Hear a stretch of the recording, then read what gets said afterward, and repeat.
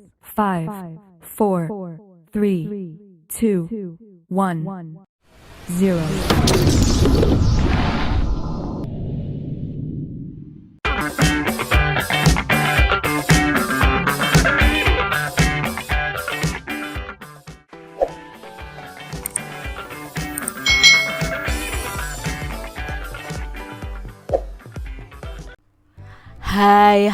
Hai, selamat datang di channel YouTube Kak Citra.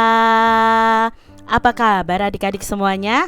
Kak Citra berharap kalian dalam keadaan yang baik, sehat, dan siap untuk belajar ya. Hari ini kita akan belajar bersama-sama untuk mata pelajaran tematik kelas 2.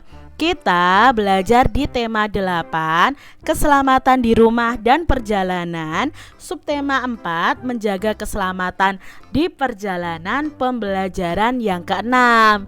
Mari adik-adik kita belajar dengan penuh semangat ya. Adik-adik yang hebat, di Indonesia itu musim hujan telah tiba. Hujan turun setiap hari. Hujan telah mengguyur 1 bulan lamanya. Banjir melanda pemukiman warga sekitar.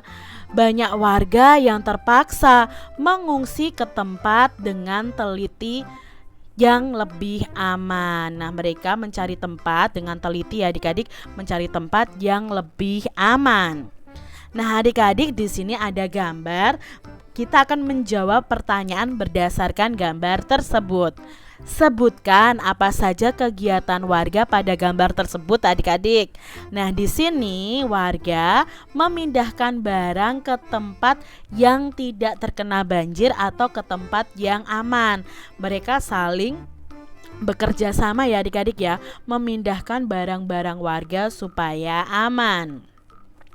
Lalu dari gambar ini, apakah tindakan mereka itu sudah benar adik-adik?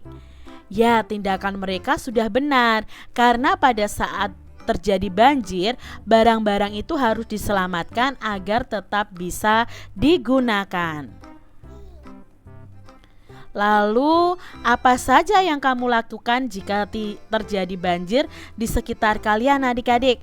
Nah, kalau terjadi banjir, maka kita harus memindahkan barang ke tempat yang tidak terkena banjir. Lalu padamkan listrik adik-adik, cabut gas dan dari kompornya. Angkat kabel yang tersambung dengan listrik agar tidak terjadi listrik statis di dalam air sehingga bisa menyetrum orang-orang di sekitar kita. Lalu kita juga harus mau mengungsi adik-adik ya, karena kan banjir itu berbahaya untuk kita. Jadi adik-adik bisa tambahkan untuk mengungsi ke tempat yang lebih aman jika terjadi banjir di sekitar kalian.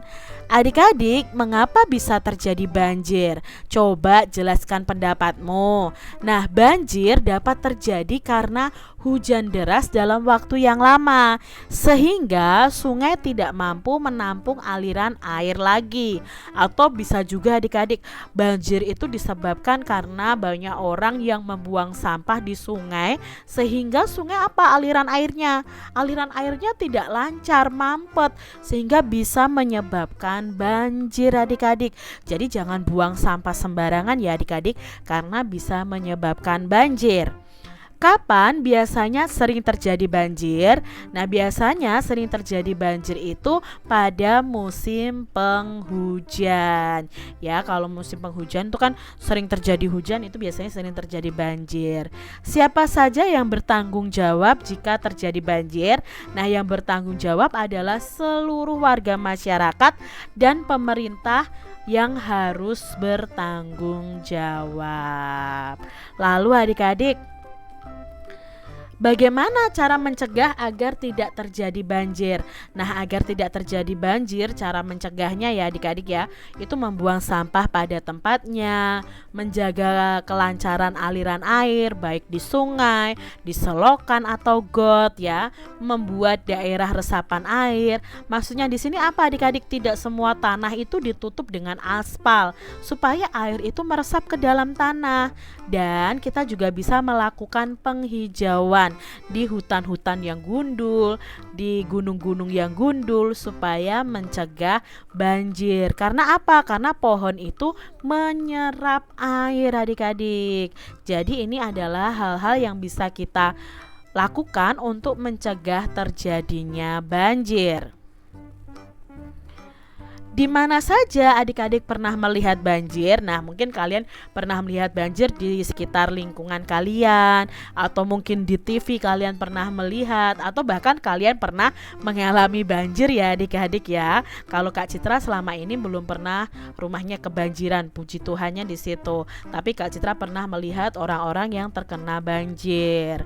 Nah, adik-adik, tentu kalian masih ingat bahwa kalimat tanya itu selalu dibubuhi tanda tanya pada akhir kalimat. Nah, kalimat tanya dapat diawali dengan kata tanya: apa, siapa, mengapa, kapan, di mana, dan bagaimana. Adik-adik, susunlah kata-kata berikut menjadi kalimat tanya yang utuh. Nah, di sini ada kata-kata yang acak, mari kita susun bersama-sama. Yang pertama, banjir apa penyebab? Nah, di sini jika disusun menjadi apa penyebab banjir. Lalu nomor 2, mengapa perlu terjadi kita banjir jika mengungsi? Bagaimana ya susunan kalimat tanya yang tepat? Nah, yang tepat begini adik-adik. Mengapa kita perlu mengungsi jika terjadi banjir? Nah, di sini ada yang ketiga. Bagaimana menanggulangi banjir cara? Jika disusun menjadi bagaimana cara menanggulangi banjir? Lalu yang keempat, siapa membantu yang banjir korban? Jika disusun menjadi siapa yang membantu korban banjir? Lalu adik-adik, kapan harus mengungsi kita? Nah, kapan kita harus mengungsi? Itu ya susunan yang benar. Adik-adik, hujan mengguyur Indonesia 1 bulan lamanya. Masih ingatkah adik-adik berapa hari dalam 1 bulan? Lalu berapa minggu dalam 1 bulan? Yuk kita ingat-ingat kembali ya. 1 minggu kemarin ada 7 hari. 1 bulan itu rata-rata ada 30 hari. 1 bulan sendiri ada 4 minggu. Dan 1 bulan sendiri ada 12. 1 tahun sendiri ada 12 bulan adik-adik ya. Dari Januari sampai Desember. Itu harus kalian ingat-ingat ya adik-adik ya. Nah, ini ya, 1 bulan sama dengan 4 minggu. Berarti kebalikannya, 4 minggu sama dengan 1 bulan. 1 bulan itu sama dengan 30 hari. Atau kebalikannya, 30 hari itu sama dengan 1 bulan. Lalu 1 minggu ada 7 hari. Berarti 7 hari itu sama dengan 1 minggu. Lalu 1 tahun ada 12 bulan. Atau sama dengan 12 bulan itu sama dengan 1 tahun. Adik-adik yang hebat, para warga mengungsi selama 8 minggu. Berapa hari para warga mengungsi? Lalu berapa bulan pula warga mengungsi? Berarti di sini ada 2 pertanyaan. Yang pertama adalah mengubah 8 minggu menjadi hari dan mengubah 8 minggu menjadi bulan adik-adik. Nah, kita tulis dulu. Kalau minggu menjadi hari, 1 minggunya ada 7 hari. Nah, di sini 1 bulan itu sama dengan 4 minggu. Kita ubah dulu 8 minggu itu berapa hari ya. Untuk pertanyaan pertama, 8 minggu kita ubah dalam hari. Berarti 8 dikali 7 ya, karena 1 minggunya ada 7. Berarti 8 dikali 7 sama dengan 56 hari.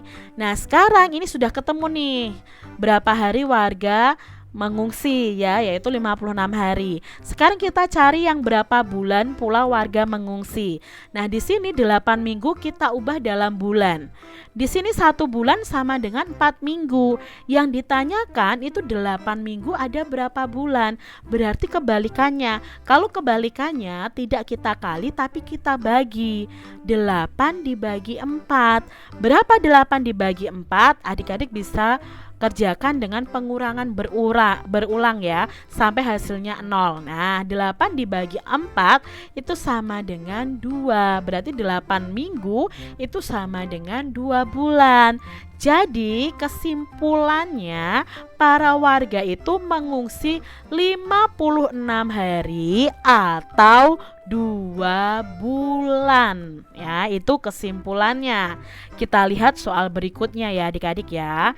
Nah, di sini tanggap darurat bencana ditetapkan selama 16 minggu. Berapa hari ditetapkan tanggap darurat bencana dan berapa bulan pula ditetapkan tanggap darurat bencana. Berarti di sini ada 2 pertanyaan ya. 16 minggu itu ada berapa hari dan 16 minggu itu ada berapa bulan. Nah, kita ubah yang pertama dulu, yang minggu menjadi hari. Di sini sudah Kak Citra tuliskan 1 minggu sama dengan 7 hari. Lah kalau 17 minggu ya 16 minggu berarti 16 dikali 7. Berapa 16 dikali 7? Nah, kita coret-coret di sini adik-adik. 16 dikali 7. 6 dikali 7 sama dengan 42. Nah, kita tulis 2. Lalu kita tulis angka 4 di sini. Kita simpan dulu. 1 dikali 7, 7 adik-adik. Lalu kita tambahkan 4 ini. 7 ditambah 4 sama dengan, ya, 7 ditambah 4 sama dengan 11. Jadi jawabnya di sini adalah 112 hari. Nah, sudah ketemu yang hari. Sekarang yang bulan adik-adik ya. Berapa bulan ya yang ditetapkan? Berarti 16 minggu diubah dalam bulan. Nah, di sini kalau 1 bulan 4 minggu berarti 16 minggu berapa bulan? Ini kebalikannya berarti dibagi. 16 dibagi 4. Berapa 16 dibagi 4? Nah, 16 dibagi 4 sama dengan 4 bulan. Jadi ditetapkannya tanggap darurat bencana itu selama 112 hari atau 4 bulan. Jadi adik-adik harus ingat kembali semester 1 tentang perkalian dan pembagian. Kita lihat soal cerita berikutnya ya adik-adik ya. Nah, di sini masyarakat menyalurkan bantuan selama 3 bulan. Berapa minggu masyarakat menyalurkan bantuan? Di sini hanya ada 1 pertanyaan. 3 bulan diubah dalam minggu. Nah, 1 bulannya ada 4 minggu. Berarti kalau 3 bulan ya 3 dikali 4. Ya, karena 1 bulannya ada 4 minggu. 3 dikali 4 sama dengan 12 minggu. Jadi masyarakat menyalurkan bantuan selama 12 minggu. Adik-adik, kita lihat soal berikutnya. Pemukiman warga baru benar-benar bersih setelah 6 bulan. Nah, berapa minggu lama warga membersihkan pemukiman? Lalu berapa hari pula warga membersihkan pemukiman? Di sini berarti 6 bulannya ini kita ubah dalam minggu dan dalam hari. Kita ingat kembali bahwa 1 bulan itu ada 4 minggu dan 1 bulan itu ada 30 hari. Nah, kita ubah dulu 6 bulannya menjadi minggu. Berarti 6 dikali 4. Berapa 6 dikali 4? Ya, 6 dikali 4 sama dengan 24. Jadi 6 bulan itu sama dengan 24 minggu. Lalu kita berikutnya adalah ubah bulan menjadi hari. Berarti 6 bulan ada berapa hari? Berarti 6 dikali 30. Kita kalikan di sini ya adik-adik ya. Kak Citra balik 30 dikali 6. 0 dikali 6 itu sama dengan 0. Lalu 3 dikali 6 itu sama dengan 18. Berarti 6 dikali 30 itu sama dengan 180 hari. Jadi warga membersihkan pemukiman itu selama 24 minggu atau 180 hari. Soal terakhir adik-adik. Posko bantuan dibuka selama 150 hari. Berapa bulan posko bantuan dibuka? Nah, 1 bulannya ada 30 hari. Kalau 150 hari berapa bulan? Maka kita bagi adik-adik 150 hari dibagi 30. Sama-sama punya angka 0, kita coret saja adik-adik ya. Lah, ketemu 15 dibagi 3. 15 dibagi 3 itu sama dengan 5. Jadi posko bantuan dibuka selama 5 bulan. Seperti itu ya adik-adik ya. Dari pertanyaan-pertanyaan tadi kita tinggal mengisikan dalam tabel berikut adik-adik ya. 8 minggu itu sama dengan 56 hari, sama dengan 2 bulan. 16 minggu itu sama dengan 112 hari, sama dengan 4 bulan. 3 bulan tadi ada 12 minggu, 6 bulan ada 24 minggu, 6 bulan itu ada 180 hari, dan 150 hari itu sama dengan 5 bulan. Nah adik-adik perhatikan gambar berikut ini. Gambar manakah yang menunjukkan persatuan adik-adik? Nah gambar yang menunjukkan persatuan itu yang ini dan yang ini adik-adik ya. Yang bekerja bakti bersama lalu menolong pengungsi bersama. Walaupun berbeda-beda, kita itu harus hidup bersatu adik-adik. Hidup bersatu itu banyak manfaatnya. Dengan bersatu, pekerjaan akan cepat selesai. Selain itu, pekerjaan yang berat juga akan menjadi ringan. Jadi kita harus membiasakan hidup bersatu di dalam kehidupan. Tahukah adik-adik apa sih akibat jika kita hidup tidak bersatu? Kalau hidup bersatu ada manfaatnya, kalau hidup tidak bersatu ada akibatnya. Apa saja ya akibat jika hidup tidak bersatu? Nah akibatnya yang pertama adalah pekerjaan akan lama selesainya. Lalu pekerjaan akan menjadi berat adik-adik kalau tidak bersatu dan dikerjakan sendiri-sendiri. Tidak tercipta persatuan dan kerukunan, terjadi pertengkaran, tidak ada toleransi, dan tidak ada kepedulian satu sama lain. Ini akibat jika hidup tidak bersatu. Jangan ya adik-adik ya, kita harus hidup bersatu supaya kita bisa merasakan manfaat dari hidup bersatu. Demikian tadi adik-adik pembahasan kita di tema 8, subtema 4 pembelajaran yang ke-6. Semoga video pembelajaran ini bermanfaat ya untuk adik-adik semuanya, dan sampai jumpa lagi di video pembelajaran Kak Citra selanjutnya. Tuhan memberkati. Jangan lupa tekan tombol subscribe, lalu tekan loncengnya, tekan juga tombol like, lalu share ke media sosial kalian. Jangan lupa untuk ikuti media sosial Kak Citra. Terima kasih.